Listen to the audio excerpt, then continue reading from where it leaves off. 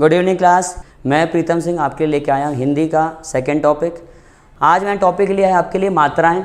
ठीक है, ये टॉपिक बहुत ज़्यादा मोस्ट टाइम पे नहीं है, लेकिन इससे क्वेश्चन एग्जाम में आए हैं। जब हम कुछ भी पढ़ते हैं तो हम ये ध्यान रखें कि हिंदी में कुछ भी आ जाता है, कभी कभी फेल होने के लिए एक क्वेश्चन की भी कमी हो जाती है। तो ये वो क्वेश्चन है फ्रेंड जो स्पेशली आते हैं एग्जाम में। तो आप हम पढ़ेंगे मात्राएँ। तो देखिए पहले समझते कि मात्राएँ क्या हैं। यहाँ समझिए मेरी बात को। आप ये देखते होंगे कि मात्रा ऐसी होती है, आ की मात्रा, फिर होती है छोटी की मात्रा, फिर होती है बड़ी की मात्रा, ऐसे आप देखते होंगे। मतलब ये क्या है, ये बड़ा आ की मात्रा है, ये छोटी ई की मात्रा है और ये बड़ी की मात्रा है। इससे क्या पता चलता है? इससे ये पता चलता है कि मात्राएं किन की होती, केवल स्वरों की। तो मात्राओं की परिभाषा ऐसी है कि स्वरों के वह चिन्ह जो व्यंजनों के साथ प्रयोग किए जाते हैं उन्हें क्या बोलते हैं हम? मात्राएं।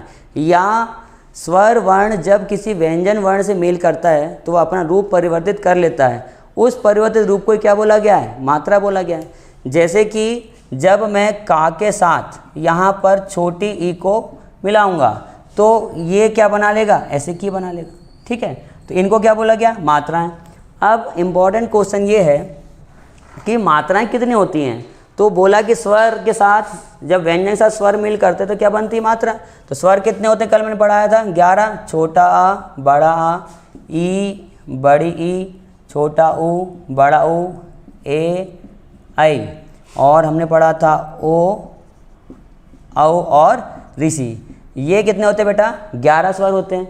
अब देखो यहाँ ध्यान से कि मात्राओं संख्या कितनी है। ऑप्शन में होता है 10, ऑप्शन में होता है 11, ऑप्शन में होता है 12 और ऑप्शन में होता है 13। तो देखो छोटे आ की कोई मात्रा होती है क्या? नहीं, छोटे आ की कोई मात्रा नहीं होती। ये हो गई बड़ा आ की मात्रा, ये हो गई छोटी की मात्रा, ये हो गई बड़ी की मात्रा, ये छोटा ऊ, बड़ा ऊ, ऐसी मात्रा ए, आई, ये हो गई ओ की मात्रा, ये हो गई औ की मात्रा। इसे क्या बोलते हैं? ऋषि की मात्रा। तो ये हमको नॉलेज होना चाहिए कि मात्राएं कितनी होती है। तो मात्रा संख्या कितनी हो गई? 10, क्योंकि छोटे आगे कोई मात्रा नहीं होती, इसलिए मात्रा संख्या कितनी हो गई? 10। तो ये आप याद रखें, ये इंपॉर्टेंट क्वेश्चन है। मात्राएं क्यों पढ़ा रहा हूँ मैं, आप ये समझे कि मैं कितनी मेहनत से आपके लिए खोज के व्यापम में क्या आया है और ये टॉपिक हम क्यों पढ़ रहे हैं, ये आपको पढ़ा रहा हूँ। ये एक क्वेश्चन आया हुआ है व्यापम में, अगर आप देख पा रहे होंगे स्क्रीन में। ये आया हुआ है जेल डिपार्टमेंट 10 दिसंबर को 2015 को सुबह 9 बजे। क्वेश्चन नंबर था 10। क्वेश्चन ये था कि ग में, ऐसा दिख रहा होगा स्क्रीन में, कि ग में ऋषि की मात्रा लगाने से गा का स्वरूप क्या होगा। तो अगर बच्चे को ये पता ही नहीं है कि ये ऋषि की मात्रा है तो वो क्वेश्चन कैसे बनाएगा। तो ये इसलिए ये क्वेश्चन मैंने बताया कि कुछ बच्चे इंग्लिश मीडियम से होते हैं तो उन्हें पता नहीं चल पाता कि मात्राएं कैसे लगाई जाती हैं। तो उन बच्चों के लिए टॉपिक पढ़ रहे हैं हम। ठीक है, दूसरी बात ये कि जब एक क्वेश्चन हमेशा आते हैं एग्जाम में शुद्ध और अशुद्ध वर्तनी के, 4 शब्द दिए होते हैं, उसमें से शुद्ध अशुद्ध वर्तनी छांटना होती है। वहाँ भी आपको पता होना चाहिए कि किसकी मात्रा क्या है। तो मात्राएं कितनी होती हैं? 10। ये आप हमेशा याद रखेंगे। आगे पढ़ते हैं एक और अनुस्वार के बारे में। क्या पढ़ते हैं नेक्स्ट? अनुस्वार। अनुस्वार ये वो छोटे छोटे टॉपिक हैं जो एग्जाम में आते हैं और ये इंपॉर्टेंट। यहाँ देखो अनुस्वार किसे कहते हैं? ये जो हम किसी के भी ऊपर ये बिंदी लगाते हैं, इसको माँ की बिंदी बोलते हैं, उसका नाम क्या है बेटा? अनुस्वार। इसको क्या बोलते हैं? अनुस्वार कहते हैं। जैसे कि मैंने लिखा दंत, तो ये मैंने क्या लगाया? अनुस्वार लगाया। तो अनुस्वार के बारे में एक क्वेश्चन आया हुआ है, या आपको पता होना चाहिए कि अनुस्वार में जो वायु या हवा होती है वो कहाँ से निकलती है। तो कल मैंने पढ़ाया था अनुनासिक। अनुनासिक वे वर्ण होते हैं जिनके उच्चारण में वायु मुख और नाक दोनों से बाहर निकलती है, पर अनुस्वार में जो वायु है केवल वो आपकी नाक से बाहर निकलती है, उससे क्या बोलते हैं? अनुस्वार। क्वेश्चन ये आया हुआ था लेबर इंस्पेक्टर में 9 दिसंबर 2017 को 2 बजे कि अनुस्वार और अनुनासिक के उच्चारण में क्या अंतर है। आप डिस्प्ले में देख पा रहे होंगे, ये है मोस्ट इंपॉर्टेंट क्वेश्चन। तो कभी भी ये क्वेश्चन आया तो क्या लगाओगे कि अनुस्वार में जो वायु होती है या हवा होती है कहाँ से निकलती है? केवल नाक से, जबकि अनुनासिक में मुख और नाक दोनों से। तो ये इंपॉर्टेंट है कि इसे क्या बोलते हैं? अनुस्वार। और ये चिन्ह भी आप याद रखेंगे, इसे क्या बोलते हैं बेटा? अनुस्वार बोलते हैं। ठीक है, इससे क्वेश्चन आया हुआ है, ये आप याद रखें, इंपॉर्टेंट। तो ये हो गया अनुस्वार हमारा। ठीक है, नेक्स्ट पढ़ते हैं। ये 3 चीज़ याद रखिए। देखो हिंदी में क्या होता है, एक इस चिन्ह को बोलते हैं अनुस्वार जो हमने पढ़ा, इसको बोलते हैं चंद्रबिंदु, ये सबको पता है। और एक ऐसा चिन्ह और प्रयोग किया जाता है, इसे बोलते हैं अर्धचंद्राकार। इसे क्या बोलते हैं बेटा? अर्धचंद्राकार। अर्धचंद्राकार इसे बोलते हैं।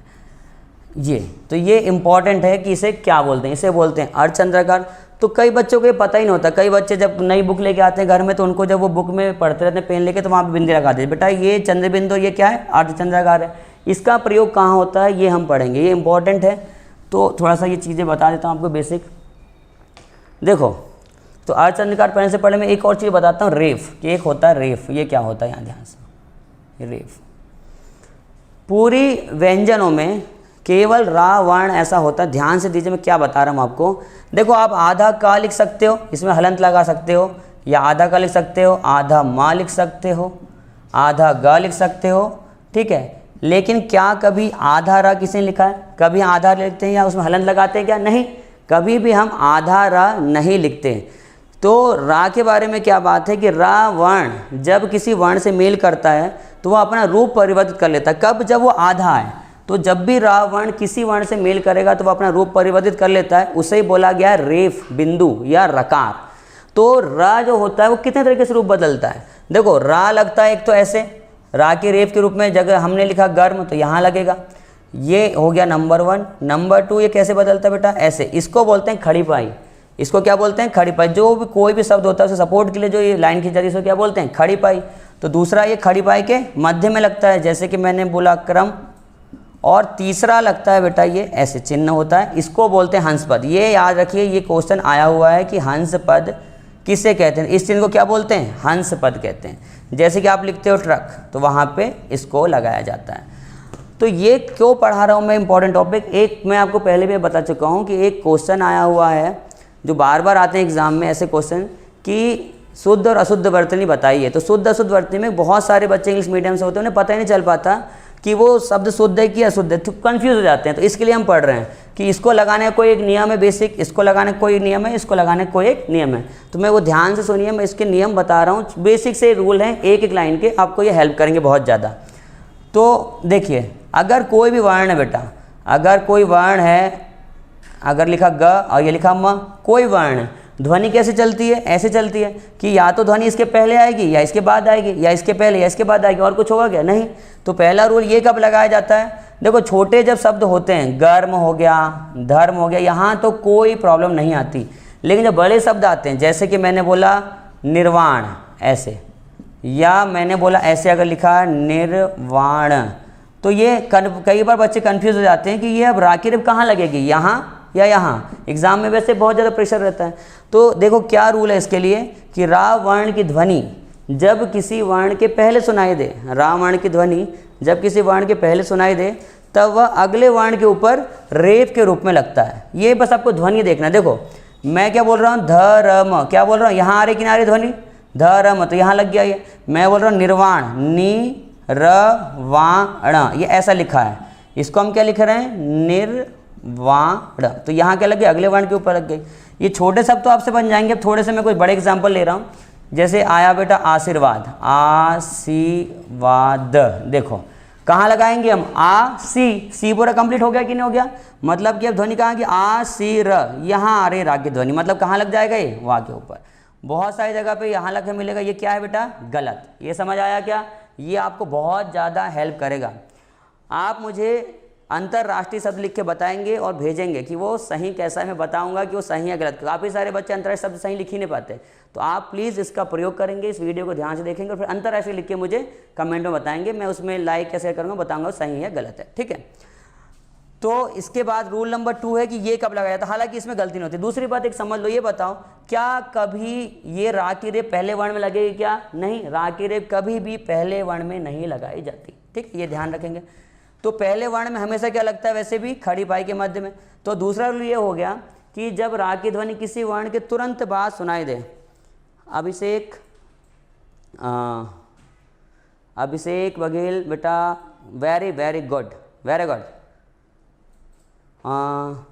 प्रमोद सूर्यवंशी बेटा थोड़ा सा गलत है आपका, वापस से देखें, वापस से करें। अमित यादव गलत है, कोशिश करें बेटा वापस से। उस ध्वनि को पहचानो, अंतर, यहाँ मैं बता रहा हूँ ध्यान से देखो। ऐसे लिखा था अ, फिर लिखा न, त, और फिर क्या आया? रा आया, और फिर आया राष्ट्रीय। ये समझो इस बात को, क्या आया? राष्ट्रीय एक शब्द और अंतर एक शब्द है, तो ये रा कहाँ हो जाएगा? इसके ऊपर लग जाएगा। ये ध्यान रखें, ठीक है। इस वीडियो को थोड़ा देखें, प्रैक्टिस करें, सारे शब्द बनेंगे आपको। चलिए, थैंक यू जिन्होंने बताया, वेरी गुड वो बच्चे हैं। ठीक है, तो रा की ध्वनि जब किसी वर्ण के तुरंत बाद सुनाई दे तब वहाँ क्या लगता है, खड़ी पाई के मध्य में लगता है। जैसे कि मैंने बोला क्रम, तो यहाँ पे क्र जब मैं बोल रहा हूँ क्र, देखो मैं बोल रहा हूँ पा का मतलब होता है पी और ए, लेकिन जब मैं बोल रहा हूँ प्र मतलब होता है पी आर ए, तो ध्वनि कहाँ है, पा और आ के बीच में क्या हो गया, रा आ गया। तो बोला कि रा की ध्वनि जब किसी वर्ण के तुरंत बाद सुनाई दे तब वहाँ कहाँ लगेगा, वो खड़ी पाई के मध्य में। जैसे प्रकाश अपन ने किया, प्रकाश किया, प्रेम किया, ये इंपॉर्टेंट टॉपिक। ठीक है, इसमें हालांकि बच्चों की गलतियाँ कम होती हैं। एक ये है हंसपद, इसको याद रखें, इसको हंसपद ये कहाँ लगता है बेटा, रूल सेम है, बस ये है कि रा की ध्वनि जब किसी वर्ण के तुरंत बाद सुनाई दे लेकिन उसमें खड़ी पाई नहीं होती, उस वहाँ तब कहाँ लगता है, वो हंसपद के रूप में। जैसे कि एक ट वर्ड है, इसका ये पैर यहीं से कटा हुआ है, कहाँ से लगाएंगे ये, तो अगर मान लो कि हम इसमें ट्रक लिख रहे हैं तो मैं ऐसा खींचता तो कितना गंदा लगता, इसलिए उन्होंने क्या किया, ऐसे बना दिया, खड़े रह सके टा, किसी कोई टांगे कटी हुई हैं, तो ये हो गया ट्रक, इसमें लगाओ। या हम बोलते हैं ड्रम, तो इसमें लगा ऐसे। तो बोला कि जिसमें रा की ध्वनि वर्ण के तुरंत बाद सुनाई दे लेकिन उसमें खड़ी पाई नहीं होती तब वहाँ क्या लगता है, हंस पद के रूप में लगाया जाता है, ये याद रखेंगे। एक बात और याद रखिएगा, इस चिन्ह को क्या बोलते हैं, त्रुटि सूचक चिन्ह या त्रुटि बोधक चिन्ह। जब भी किसी वाक्य को लिखते समय कोई सेंटेंस में कोई शब्द छूट जाता है वाक्य में, तब उसको दर्शाने के लिए जिस चिन्ह का प्रयोग किया था उसे क्या बोलते हैं, ये हंस पद या त्रुटि बोधक या त्रुटि सूचक चिन्ह। चलिए आगे बढ़ते हैं। आप लाइक जरूर करें, शेयर जरूर करें, कमेंट करें, मुझे पता चलेगा तो मैं आपको जितने से ज़्यादा होगा उतना डिटेल में पढ़ा पाऊंगा। एक बच्चे ने मुझसे पूछा था कि क्या सर एसआई के लिए ये काफ़ी है क्या, बेटा हम एसआई से लेवल का ही पढ़ रहे हैं, उसी लेवल का पढ़ रहे हैं क्योंकि एसआई के लेवल सबसे हाई होता है। तो बेटा सारे एग्जाम जितने व्यापम की सारी कवर होंगी इससे। आगे बढ़ते, मैं बोल रहा था आगत स्वर के बारे में। एक आता है कि आगत स्वर, ये आगत स्वर, देखो स्वर हमको कल पता चल चुका है, स्वर क्या होते हैं कि जो किसी के सहायता लेते बोलने में लिखे जाने वो क्या कहलाते हैं, स्वर कहलाते हैं। अब उसने बोला आगत, आगत मतलब आए हुए, तो जो स्वर विदेशी भाषा के हैं और हमारी हिंदी भाषा में शुद्ध उच्चारण के कारण, शुद्ध लेखन के कारण और आवश्यकता और सुविधा के कारण लिए गए हैं, वो क्या कहलाते हैं, आगत स्वर कहलाते हैं। तो आगत स्वर की संख्या बेटा दो, एक तो होता है ये अ, ये एक तो ये अ जिसको ऐसा प्रयोग किया जाता है अर्धचंद्राकार के रूप में, और दूसरा होता है नुक्ता, ये इसको बोलते हैं नुक्ता। ये दो होते हैं आगत स्वर। अब इसमें एक क्वेश्चन बस इंपॉर्टेंट है कि ये किससे लिया गया है, तो ये लिया गया है अंग्रेजी भाषा से। किससे लिया गया है, अंग्रेजी भाषा से लिया गया है। और इसका ये पूछता है कि उच्चारण क्या होता है, तो इसका उच्चारण होता है आ से ओ के बीच। ये दो बस क्वेश्चन इंपॉर्टेंट है कि ये लिया गया है अंग्रेजी भाषा से और इसका उच्चारण आ से ओ के बीच होता है। तो हम कहाँ प्रयोग करते हैं इनको, देखो एक क्वेश्चन आता है देशज और विदेशी शब्दों में कि ये शब्द पहचानो कि ये विदेशी भाषा है क्या। यहाँ देखो, यहाँ से अगर हम बोलते हैं डॉक्टर, तो ये डॉक्टर नहीं बोलते, हम क्या बोलते हैं डॉक्टर, ये तो ये क्या लगाया, आगत स्वर लगाया। एक्चुअल में ये ऐसा लिखा है DOCTOR, ये लिखा है। इंग्लिश का हम क्या लिख रहे हैं, हिंदी प्रोनाउंसिएशन लिख रहे हैं, बस उसी को क्या बोलते हैं आगत स्वर। तो ये हमने इसको सही शुद्ध रूप से बोलने के लिए, शुद्ध रूप से लिखने के लिए किसका प्रयोग किया, हमने आगत स्वर का प्रयोग किया। तो डॉक्टर में लगता है ये। या जब हम बोलते हैं नॉलेज, तो नॉलेज नहीं बोलते, क्या बोलते हैं नॉलेज। या हम बोलते हैं हाल, तो हाल नहीं बोलते, क्या बोलते हैं हॉल। या हम बोलते हैं कॉलेज, तो कॉलेज नहीं बोलते, क्या बोलते हैं कॉलेज। तो शुद्ध उच्चारण करने के लिए, शुद्ध लेखन के लिए आगत स्वर का प्रयोग किया जाता है। कभी भी किसी के ऊपर ये आगत स्वर लगा हुआ है, समझ जाओ किस भाषा का शब्द है बेटा, विदेशी भाषा का, और वो भी कौन सी भाषा का, अंग्रेजी भाषा का। नंबर 2 पढ़ते हैं इसमें नुक्ता। नुक्ता क्या होता है, हमारी वर्णमाला में, देवनागरी वर्णमाला में जो व्यंजनों के नीचे जो एक ऐसा नुक्ता प्रयोग होता है, चिन्ह प्रयोग होता है, उसे क्या बोलते हैं नुक्ता। ये लिया गया है उर्दू भाषा से। किस भाषा से लिया गया है, उर्दू भाषा से। और ये वर्णों के, व्यंजन वर्णों के नीचे लगाया जाता है। व्यंजन वर्णों को नीचे लगाने के जाने के बाद ये क्या करता है, ये दो तरह से परिवर्तन करता है। एक तो ये कि उस व्यंजन वर्ण का उच्चारण तो परिवर्तित कर देता है, साथ में उसका अर्थ भी चेंज कर देता है। जैसे देखो ध्यान से, तो ये किस भाषा का, एक तो पहली बात ये लिया गया है उर्दू भाषा से। इसका उच्चारण होता है घर्षण के साथ या रगड़ कर, घर्षण के साथ या रगड़ कर। जैसे कि ज है अगर, और जा में अगर नुक्ता लगा दो तो क्या बन जाएगा ज। जो हम GTB बोलते हैं वो क्या होता है GTB। जैसे हम गजल बोलते हैं तो गजल नहीं होता, क्या होता है गजल। तो ये होता है नुक्ते का प्रयोग। तो ये नुक्ता इसके उच्चारण में परिवर्तन तो करता है, साथ में इसके अर्थ को भी चेंज कर देता है। तो हिंदी भाषा में नुक्ता कितने वर्णों में लगाया जाता है? तो हिंदी भाषा में तो लगाया जाता है बेटा 5 वर्ण में। कौन कौन से? एक क में, एक ख में, एक ग में, एक ज में और एक फ में। इन 5 वर्णों में क्या लगाया जाता है? नुक्ता। ये आप नोट कर लेंगे कि हिंदी भाषा में नुक्ता केवल 5 वर्णों में लगाया जाता है। अब नुक्ते के कुछ प्रयोग बताता हूँ कि नुक्ता क्या करता है। जैसे कि हमने लिखा, यहाँ देखो, ये हमने क्या लिखा बेटा? गज। तो गज का मतलब क्या होता है? हाथी। लेकिन इसमें लगा दिया अगर नुक्ता तो इसको बोलेंगे गज। गज का मतलब क्या हो जाएगा? मापने की इकाई। क्या हो जाएगा? मापने की इकाई। ये फर्क है, ठीक है। तो मैं थोड़ा सा इसको रिमूव कर दे रहा हूँ। यहाँ पे जो लिखा है, एक गाना बना है, जरा जरा महकता है। सुना होगा आपने, रहना है तेरे दिल में का। जरा जरा महकता है आज तो मेरा तन बदन। तो वो ये बताओ, वो जरा जरा गा रही है कि ज़रा ज़रा गा रही है? यहाँ देखो, एक होगा जरा और एक होगा ज़रा। तो वो क्या गा रही होगी? क्योंकि वो जो साहित्यकार होते हैं बहुत हाई लेवल के होते हैं, बहुत अच्छा लिखते हैं और बहुत सोच समझ लिखते हैं। तो एक होता है जरा जरा और एक होता है ज़रा ज़रा। तो वो गा रही है ज़रा ज़रा महकता है कि जरा जरा महकता है। अब जरा इनके अर्थ देख लो कि जरा का अर्थ क्या होता है और ज़रा का अर्थ क्या होता है। देखो बेटा, जरा का मतलब होता है बुढ़ापा और जरा का मतलब होता है क्या? ज़रा मतलब थोड़ा थोड़ा। तो अगर आप ये गाते हो जरा जरा महकता है, इसका मतलब क्या हो गया? बुढ़ापा बुढ़ापा महकता है। जबकि क्या महक रहा है? वो ज़रा ज़रा महकता है। ये है वो। ये समझ आया? वैसे ये गाना बना है। इसके बाद कौन से बदलापुर पिक्चर आई थी। देखना, साहित्यकार जो होते हैं ना वो बहुत हाई लेवल के होते हैं, लिरिक्स वाले। उनने बोला, साहित्यकारों ने एक पिक्चर बनाई थी, उसमें उन्हें कहा था कि हाँ सीखा मैंने जीना जीना कि जीना जीना। देखो, वो बोलता है कि दहलीज पे रखे हैं जो कदम, तो हाँ सीखा मैंने जीना जीना कि हाँ सीखा मैंने जीना जीना। तो देखो, जीना और जीने का मतलब पता होना चाहिए। देखो, जीना मतलब होता है बेटा सीढ़ी। गाँव में बोलते हैं कि जीने पे से सामान रखा, सामान उठाला, इसका मतलब क्या होता है? सीढ़ी। और जीने का मतलब क्या होता है? इसका मतलब होता है ज़िंदगी गुजारना। क्या होता है? ज़िंदगी गुजारना। तो वो क्या बोल रहा है? हाँ सीखा मैंने जीना जीना। ये समझ। तो ये है नुक्ते का प्रयोग। नुक्ते के प्रयोग करने से उसका अर्थ तो बदल जाता है, साथ में उसका क्या बदल जाता है? उच्चारण भी परिवर्तित हो जाता है। जैसे कि हम बोलते हैं खैर और एक होता है खैर जिसमें नुक्ता लगा हो, तो खैर का मतलब हो जाता है वृक्ष, जिससे क्या बनता है? कथा। और ये खैर का मतलब होता है खैरियत पूछना या हाल चाल पूछना। हाल चाल पूछना। ये समझ आया क्या? ठीक है। तो इसके आगे एक और बता देता हूँ मैं आपको कि एक होता है ताज। देखो, यहाँ ध्यान से देखो बेटा, एक होता है ताज और एक होता है ताज। तो ताज और ताज में क्या फ़र्क है? ताज मतलब होता है राज मुकुट और ताज का मतलब होता है मासूका। मासूका। तो जो ताजमहल है वो राजमुकुट महल है कि मासूका महल है? वो क्या होगा? मासूका महल। ताज मुमताज, ऐसे। तो ये है नुक्ते का प्रयोग।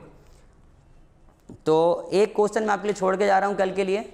आज के सेशन में यही एंड करता हूँ। ये बेसिक कुछ क्वेश्चन से, कल हम शब्द के साथ आगे आएंगे। मैं कल शब्द पढ़ाऊँगा। एक क्वेश्चन मैं आपको छोड़ के जा रहा हूँ, आप मुझे कमेंट करें, बताएं, कल मैं उसका आंसर दूंगा। एक क्वेश्चन आया हुआ है ओल्ड पेपर के एग्ज़ाम में कि मूल स्वर की संख्या कितनी है। लिखा है मूल स्वर की संख्या कितनी है, ये नोट कर लें और मुझे ज़रूर वहाँ पे कमेंट देके बताएं। मैं ये क्वेश्चन का आंसर आपको कल दूंगा। तो हमारी टीम आपके साथ लगातार जुड़ी हुई है। आप लाइक और कमेंट जरूर करें ताकि मैं आपको और डिटेल और अच्छा पढ़ा सकूँ। लाइक से ही मुझे पता चलेगा कि आपको ये वीडियो पसंद आ रहे हैं। तो मिलते हैं नेक्स्ट टाइम। तब तक के लिए thank you, take care, bye bye, good day, sayonara.